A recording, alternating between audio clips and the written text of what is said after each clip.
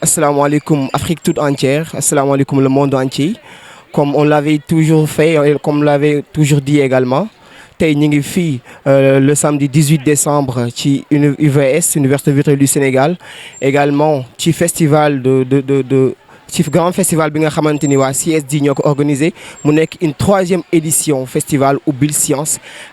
soo ko déggee xam ne c'est un festival boo xamante ni ça prône que la science ak li nga xamante ni bi yëpp moom la science lambo. Donc xam naa ne sama caméraman du def lu topp ñu wan leen li nga xamante ni bii moom mooy déroulé au niveau du festival Ubbil Science que la CSD a organisé. Donc nga topp ma rek ñu xool li nga xamante ni moom lañ fi am comme exposé.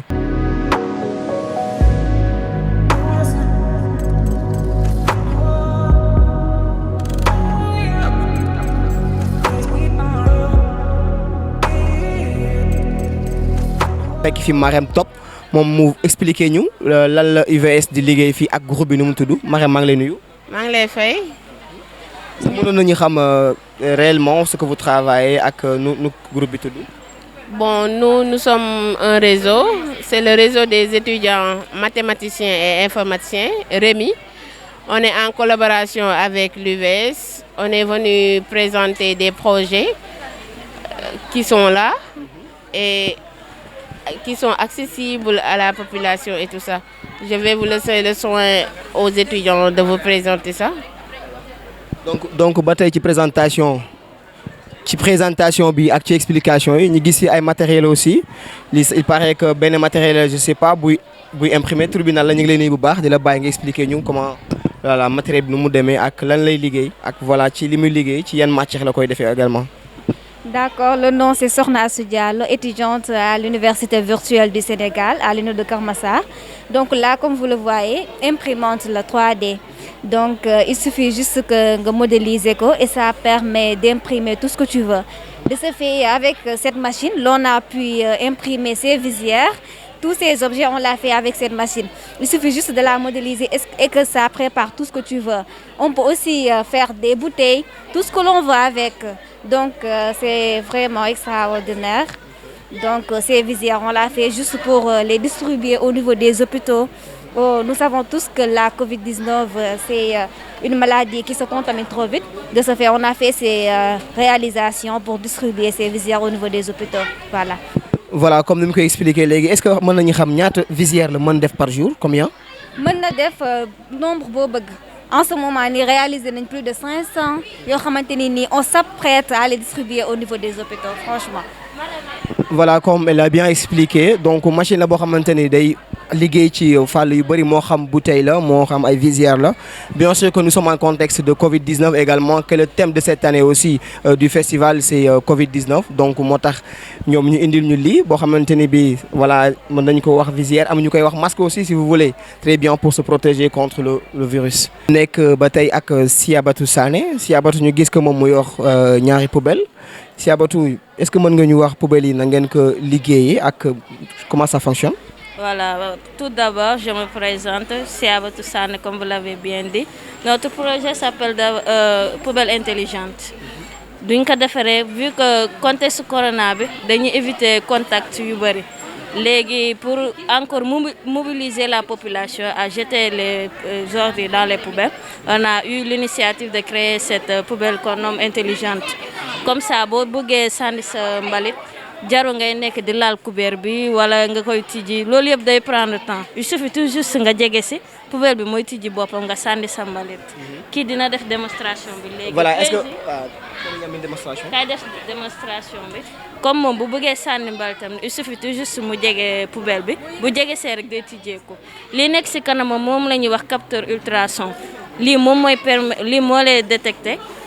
boo jege see rek day xam ni jege si nga moom mooy jox ordre bi lii la ñuy wax serveur moteur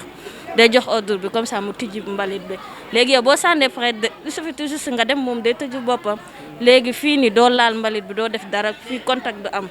léegi vu que ren édition bi thème corona lañ ci moo tax ñu am initiative bi créer mbalit bi pour tout juste éviter la propagation du virus. Voilà, comme on l'avait dit ñu ngi fii ci standing boo xamante ne bii mi ngi tudd kër gi ñi fekk fi ay xale yoo xamante ni nag dañ fiy def ay exposition bu yu doy waar ay mbir yu graaw ñu gis ko fii donc duñu def lu dul ngeen topp ñu wan leen li nga xamante ni bi moom la xale yi di exposer fii nii ci biir. donc El Hadj maa ngi lay nuyu. waaw maa lay sant. léegi El Hadj est-ce que mën nga ñu expliquer réellement li nga xamante ni moom ngeen di liggéey fii. waaw kër gii nii mooy kër bu ñu njëkk a réaliser si kër science fii nii nag mooy jardin bi après fii nii mooy salle de bain bi léegi fii mooy locataire mooy kii fu ñuy jaar mooy fii lii fu ñuy jaar pour dem si kii pour lampay takk fii nii kii salon bàyyi nii salle de bain léegi fii fi ñu ko féete woon baaxul ndax kii bi salle de bain bi ak salon fu mu féete woon baaxul ndax gan yi mën nañ ñëw kii fii di xeeñ fii nii wóoru léegi kii chambre parent baa nekk ne dañ si def kii toilette léegi chambre enfant bi defuñu si toilette mais wóoru si xale yi waaw. Voilà, donc c'était ça li nga xamante ni bii moom la ñu El Hadj expliqué tout à l'heure muy seen première kër bi nga xamante ni moom la ñu njëkk réalisé ci kër gi donc il paraît que am na deuxième n'est-ce pas puisque bi mooy seen première réalisation avec les explications bien sûr très claires. Mouhamed moom mi nga xamante ni moom mooy gérer deuxième maison bi Mouhamed maa ngi lay nuyu. maa ngi lay fay. est-ce que mën nga ñu expliquer réellement première kër gi ak deuxième kër gi la mooy seen différence ak nan ngeen def ba réaliser kër gi ak ni mu demee. kër gii nii dañoo njëkk a tracé plan bi. léegi an plan bi ñoo njëkk a tracé plan bi léegi biñ ko tracé ñu jéem a mu ngi noonu si suuf. plan bi moom moo nekk nii. waaw léegi biñ kiiwee plan bi ba pare dañoo jël mesures yi ñu daggati ko yii nii après biñ ko essayé si plan bi ba pare ñu xool yëpp tolloon léegi si lañ ko kiiwee si lañ ko kolewee léegi biñ ko kolewee ñu commencé imprimer kii bunta yeex yi imprimer 3D bi moo ko defal bële. léegi ñu jël kii 16 yeex yooyu yëpp moom moo ko defar léegi après fii lii nii si lañ ko jëlee lampa yeex yooyu yëpp ñu jaarale ko si suufu local technique bi indi ko fii local technique bee nekk nii léegi kii moo koy taal batterie bi léegi bii yii nii waa poterie ñoo ko defar ñii sol tenue yu marron yi ñoom ñoo ko defar ak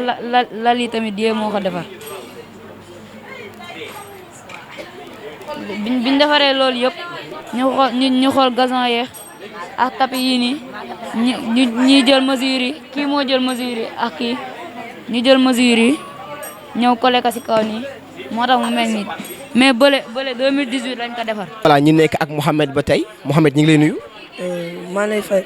Mouhamed est-ce que mën nga ñu expliquer réellement yéen lan ngeen di liggéey fii li ngeen def.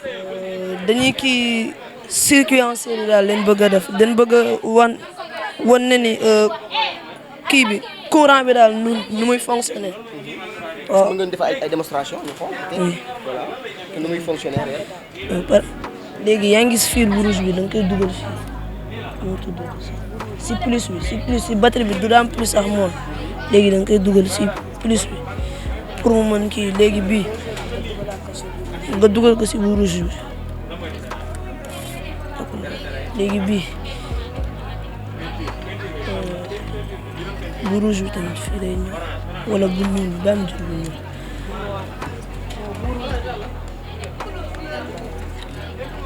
bon bàyyi rek ñaar yëpp benn léegi. mën nga expliquer en même temps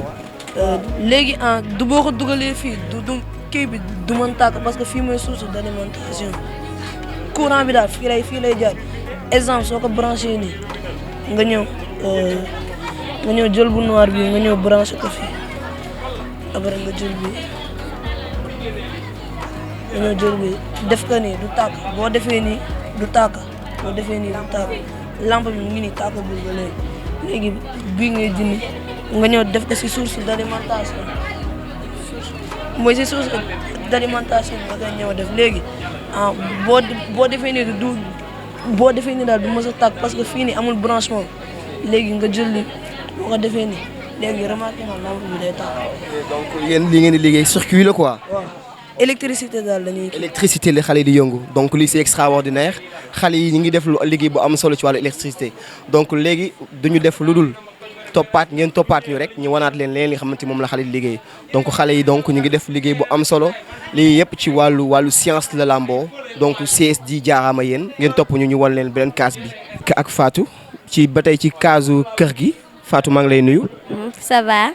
Fatou lan ngeen di liggéey fii est-ce que mën ngeen expliquer réellement te bu jëree ay démonstration nga woon ni. waa robotique la ñuy liggéey léegi lii nag bii nii lii mooy lunette réalité virtuelle lii nag soo jëlee téléphone nga jël ko la neexee nag nga dugal fii téléphone bi comme ni genre bi soo dugalee fii téléphone bi léegi nag nga jëlaat ko nga dugal ko si biir léegi nga takk lunette yi nga xool image yi nekk si biir comme réalité daal. est-ce que mën nga ñu wan ñu ko. waaw.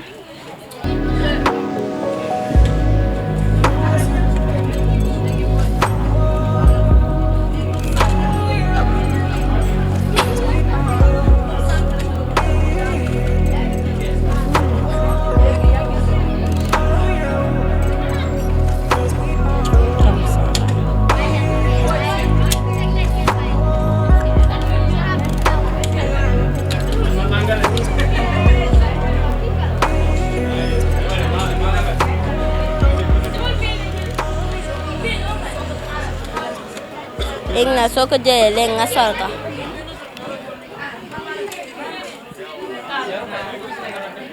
soo ko solee comme si yaa ngi si biir yaa ngi réalité waaw. tudd bii dot léegi nag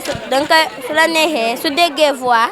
moom su déggee voix fu mu déggee voix bi lay ñëwee léegi nag su la neexee danga koy connecté si téléphone. su la neexee nga connecté ko ci téléphone application yi yëpp ci pour ñaari robot yi la léegi bii nag application bi pour que muy daw la fu la neexee nga koy yóbbu pour mu daw.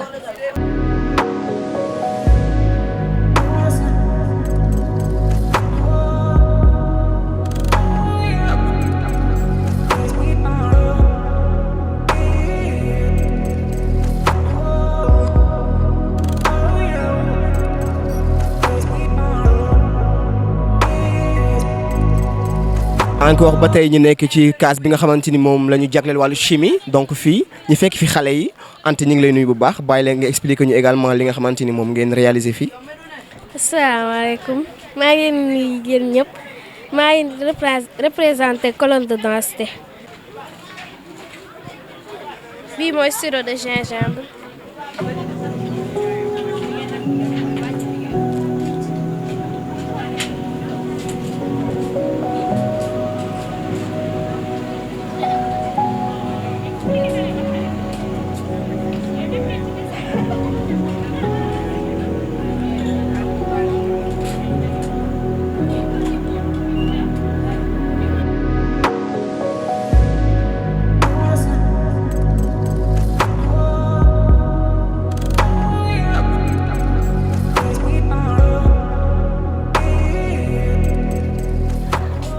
donc vous voyez mesdames et messieurs que ni xale yi mélange bi ñu fi def léegi moo ñu jaxase wàllu madar sirop de gingembre huile alcool eau et tout ça ça donne ça donc lii day wane encore une fois que ni la science est au cœur day wane encore une fois que ni xale yi am nañu gis-gis bu rëy a rëy donc lii lañ fi indi woon tey ci wàllu chimie ñu ngi lay jaajëfal bu baax di la remercier encore.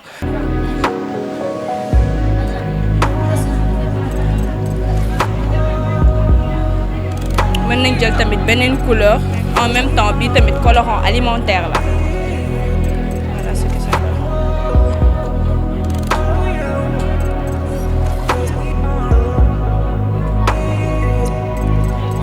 Et voilà c'est ce que ça donne c'est ça cette expérience s'appelle colonne de densité lait plus colorant alimentaire. Voilà donc les plus colorants alimentaires ça donne ça cette belle image bien sûr mën ngeen ko observer bu baax donc les plus colorants alimentaires ça donne ça donc xale yi yëngu ci wàllu chimie bi mélange yu mel nii la ñuy def ak yeneen donc xam naa ne doo def lu toppaat ma encore une fois rek ñu dem ci yeneen case yi wala leen également li nga xamante ne bi moom mooy daw ci biir festival Ubbil Science. ba tey ñi egsi si beneen standing boo xamante ni ci wàllu peinture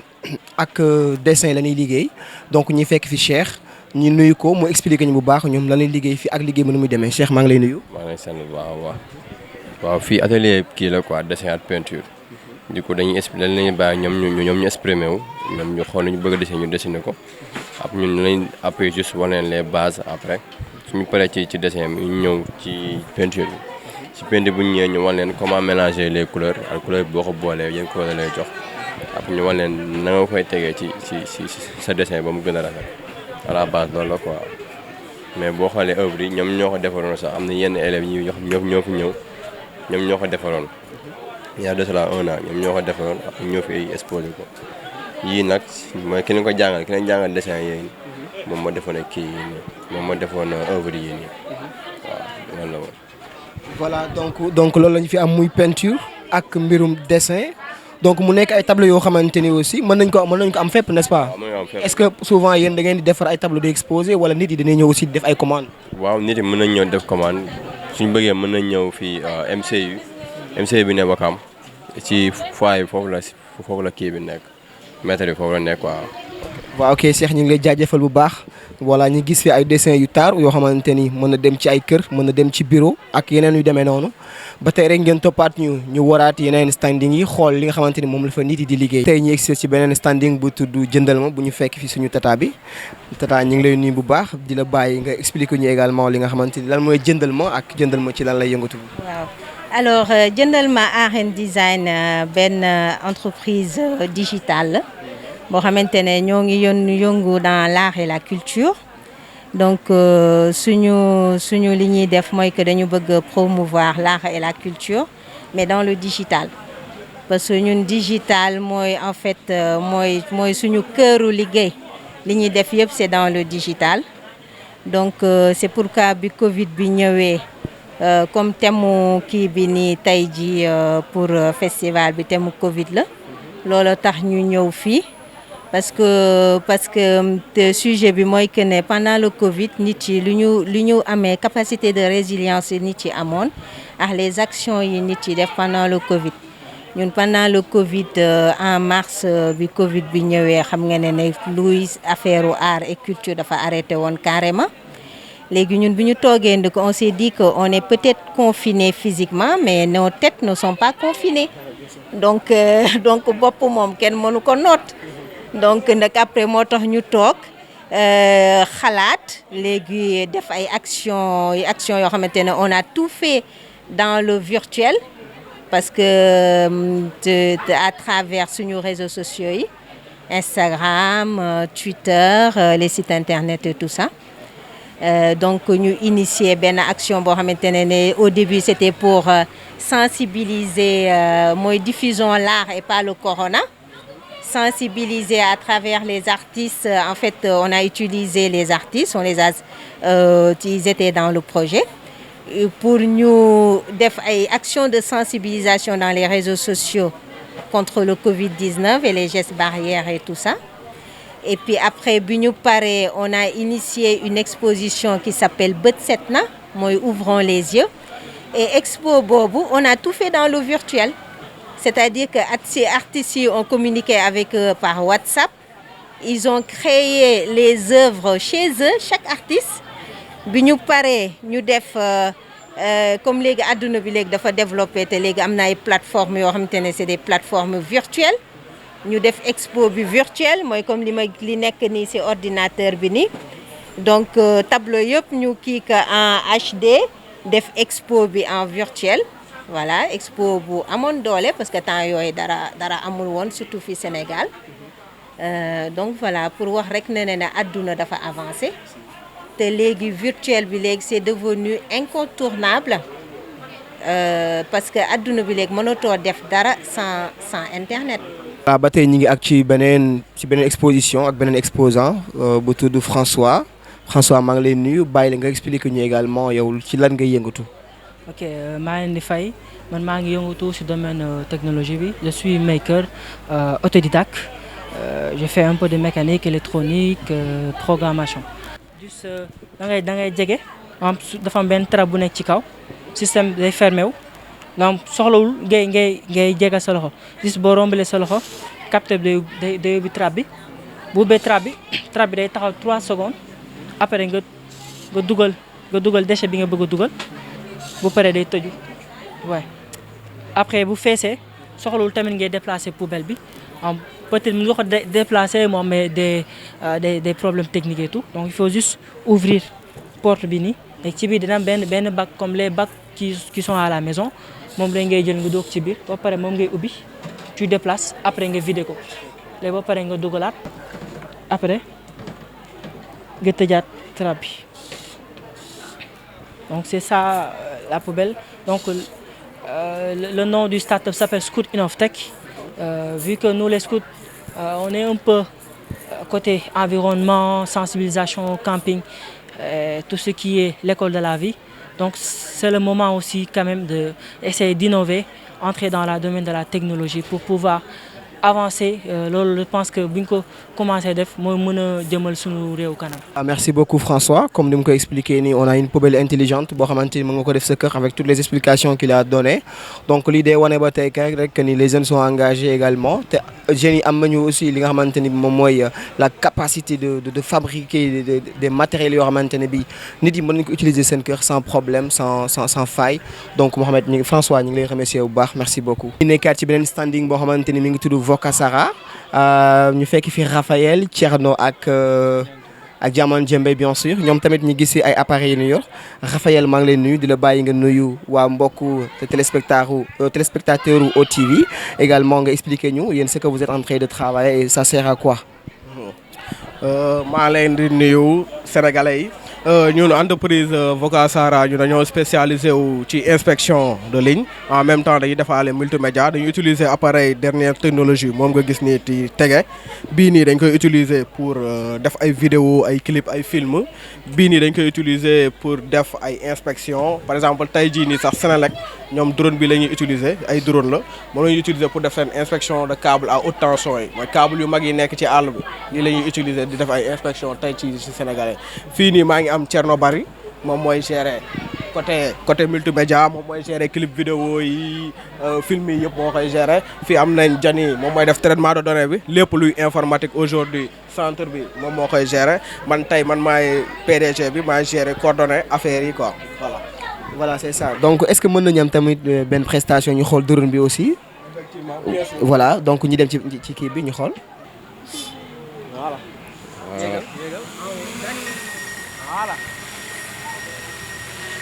Bon, là on est en présence d'un drone Mavic 2 Zoom. C'est un drone particulièrement puissant en fait, dû à son capteur zoom. L'autre drone qui était sur la table, ben Mavic Dual Enterprise là. C'est un drone thermique. Bon, inspection câble électrique et tout, dû à son capteur et la technologie FLIR MSX. Bi, c'est juste un drone professionnel. Ouais. La hauteur à laquelle on a décollé ici, parce que nous avons 500 mètres, c'est dû à la zone où nous sommes. Nous avons une zone no-fly zone rouge. dafa am zone yoo xamante ne carrément drone da koy détecté ndax fii mun nga fi naaw mun nga fi naaw bu amul yenn institution yu mag yi wala aéroport wala yenn lieu stratégique yi benn zone boo xamante ne nag itu mun am nga possibilité naa foofu noonu da lay bàyyi nga décoller normalement mais comme genre zone bu ñu nekk fii zone Ouakam bi nii am na camp bi et tout le reste ici day bloqué nii moo tax mu ñu jug ba yenn hauteur yi.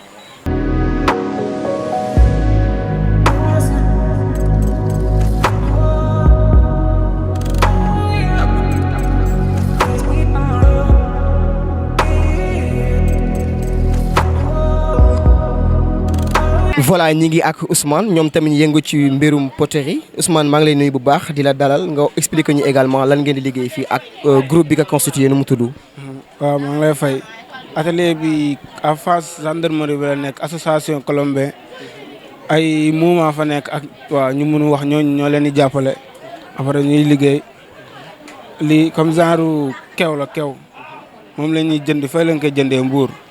après su lee dañ koy dëbb ba mu mokk. su ma waxee après dañ siy def ndox comme ni ñuy defaree mburu ñu potiri ko ba mu lii après si la ñuy defar yii nii mais yii xale ya koy defar ñoom xale yi chaque mercredi la ñuy ñëw foofu def ay science yii nii yi loxo koy defar yi moom machine bee koy defar mais mu ngi atelier ñu bàyyi moom la ñuy defar après ñu defar si ay pot de fleur waaw ay andu yu ndaw ay pour lii pour cuuraay la yii nii yi pour def ay bic yooyu noonu. ci bureau yi quoi. waaw si bureau yi yi moom pour buus yi la yii moom la ñu defar. donc voilà lii la waa poterie di liggéey mu nekk liggéey bu am solo également comme ni mu ko expliqué léegi mu nekk ay sommets yoo xamante ni ñoom ñoo ci nekk di ci yëngu voilà mu nekk ay mbir yu ama solo quoi Abdou ñu ngi lay jaajëfal bu baax ok merci beaucoup. ñu nekk ci beneen case boo xamante ni mi ngi tudd Kër gi fo ñu fekk fi tata bi ñu ngi lay nuyu bu baax nga expliqué ñu Kër gi fo parce que gis nañ fi ay xale également. bon voilà ñu ngi lay fay comme ni nga ko gisee ni xale yi ñoo fi nekk. les concepts kër gi fo xale yi la de 0 à 7 ans léegi ñoom ni ngi leen gisee dañu am ay fookaay yoo xamante ne c'est ludique dañ si jàngale dañuy fo en même temps di jàngale parce que dañ gis ne xale yi peut-être amuñu occupation yenn occupation yi peut-être vacances wala lenn léegi si lañ créé programme boobu léegi programme boobu moo ñëw en parallèle si beneen programme mooy kër gi mooy bi ngeen jël sànq léegi ñii nag ñoo tudd kër gi fo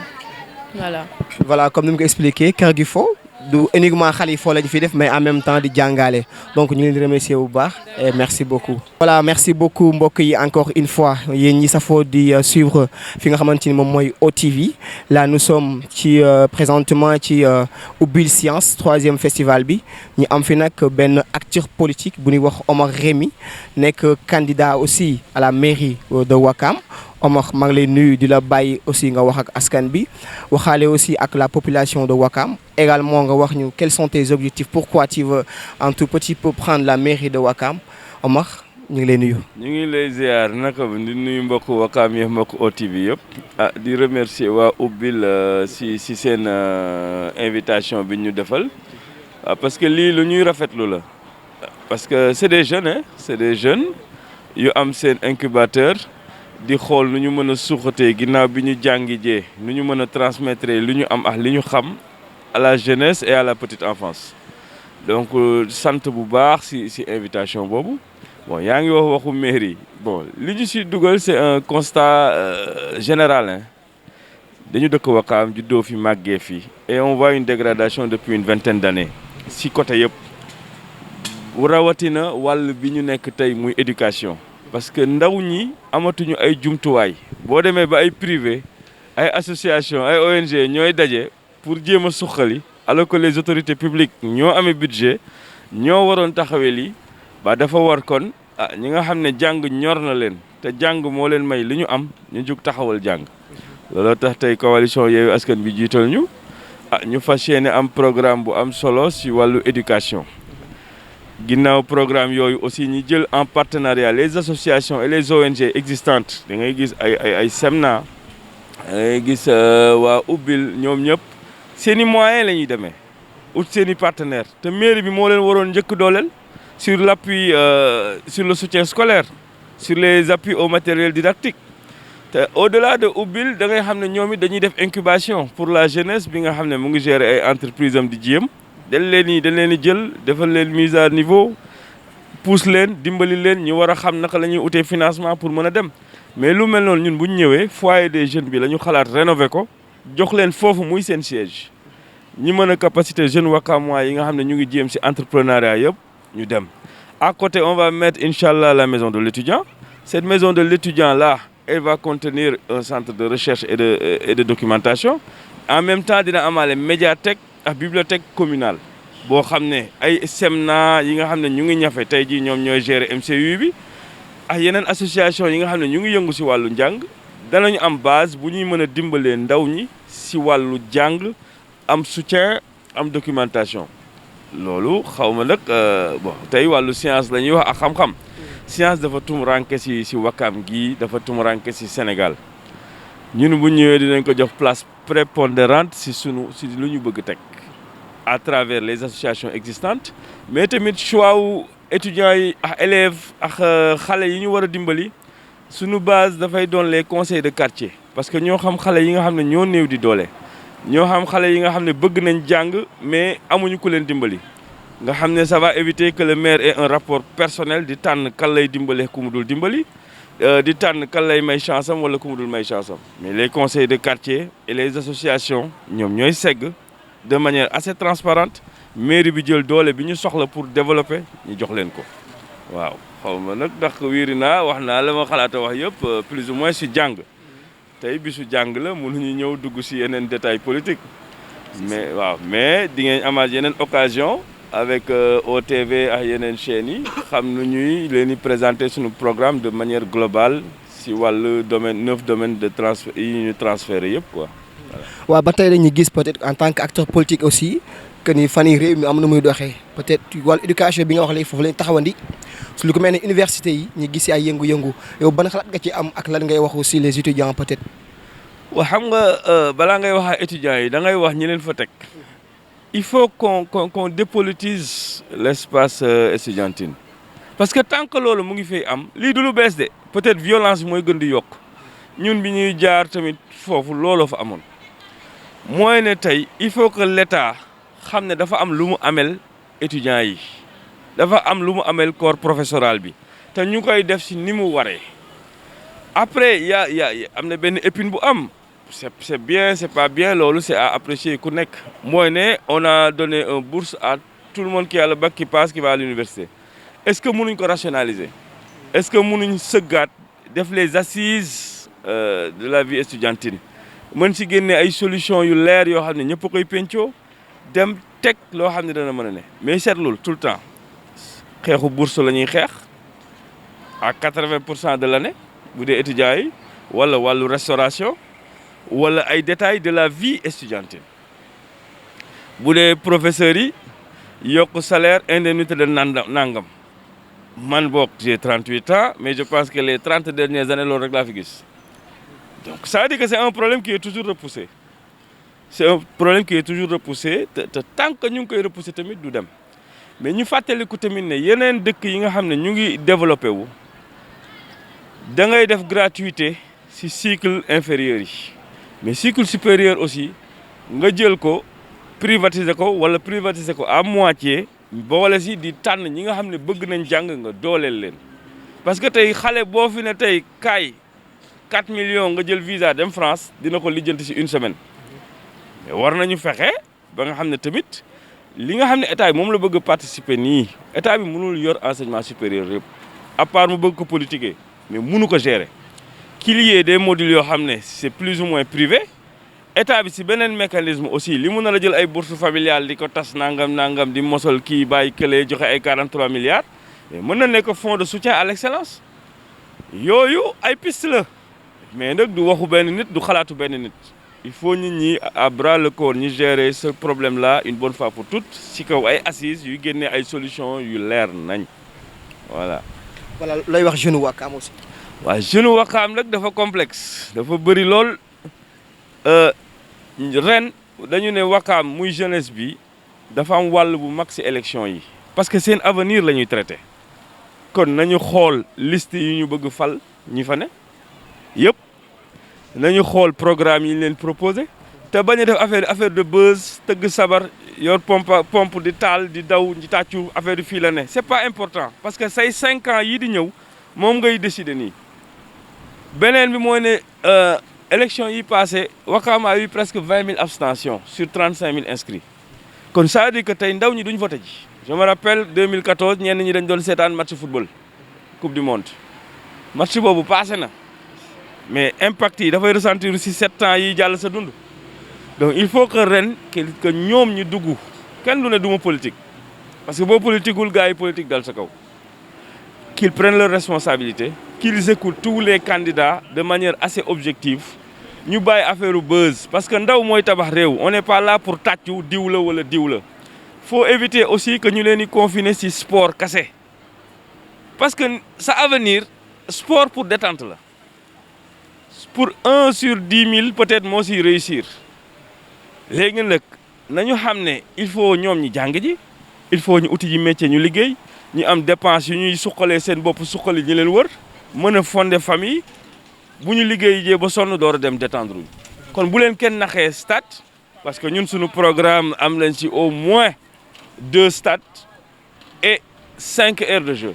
pour Ouakam donc loolu pour man c'est secondaire c'est pas du mbir bi mooy nañ leen wax seen avenir fu ñu jëm ak ñoom Ouakam bii di changer amee violence amee insécurité am problème mu assainissement am problème mu santé nañ leen wax ci loolu lan la éducation bi nañ leen wax fu leen jëmee te élection yi seeni élection la bu ñu seetaanee nag seen avenir mooy joué wu ñun nag ñu ngi leen di invité ñun ñooy le candidat de la jeunesse à travers lan Yewwi Askan Wi qui est la grande coalition nationale Ousmane Sonko Barthélémy Diaz Khalifa Ababacar Sall sëñ Moustapha Sy sëñ Mansour Sy Djamil ñooñu ñëpp ñu ngi daje pour xool nu ñuy changer Sénégal bi nag du Wakaam kese Wakaam benn pas la si bu ñu paree législative lañ jëm bu ñu paree dem présidentielle kon nag appel bi ñu leen di wax élection yi seeni élection la waaw. Voilà, merci beaucoup ñu nekkoon ak Omar nekk candidat bien sûr à la mairie de Wakam moom aussi mu wax ñu message bu am solo aussi joxe na message bu am solo à l'endroit des jeunes aussi de Wakam bien sûr à ma droite aussi ñu am monsieur El Hadji Malick moom tamit ñu bàyyi ko mu nuyoo aussi wax ak jeunesse Wakam wax ñu aussi lan la gis également ci ubbil science bi. Merci, salaamaaleykum. Bon, di nuyu téléspectateur Wakam TV yëpp. Bon, di wax comme ni ko monsieur le maire waxee festival ubbil science bi dafa nekk projet boo xam ne projet bu am solo la parce que kenn réerewul mbir li nga xam ne mooy CSD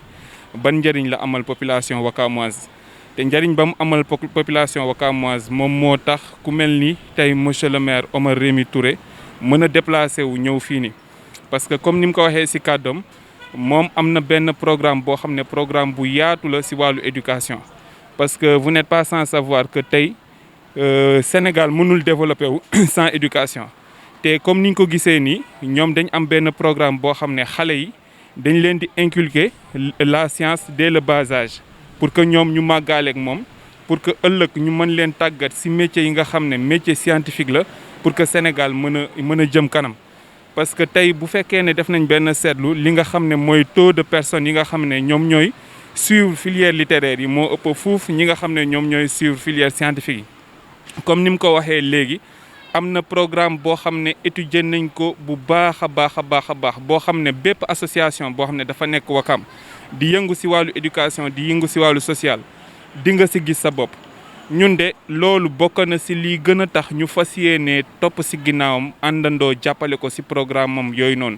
parce que léegi comme ni mu ko waxee projet médiathèque projet maison de l'étudiant doo dégg benn candidat sax ñu koy waxtaane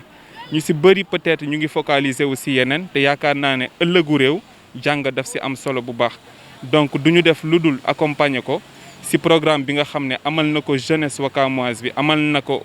éducation pour que ñu mën ko see gunge ba nga xam ne mbébét bi mu am ci Wakam ak wàllu éducation yàlla mën ko see jàppale ba mu mën a suivre loolu en tout cas daal moo yooyu nañ amoon di ko wax di woo yëpp bépp association boo xamee ne mu ngi nekk Wakam pour que ñu ñëw ñu tënku ñu jàppale ko ci liggéey bi. Voilà, merci beaucoup monsieur le maire. En tout cas, il a donné un message fort à l'endroit des jeunes de Wakam également. Son programme est clair aussi quoi. Donc di leen jaajëfal bu baax yéen ñi nga xamante ni yéenay safo di wéy di béggee OTV téléspectateurs yi di leen ñaan rek ngeen wéy di ñu continuer di suivre à chaque moment à chaque instant. Merci beaucoup.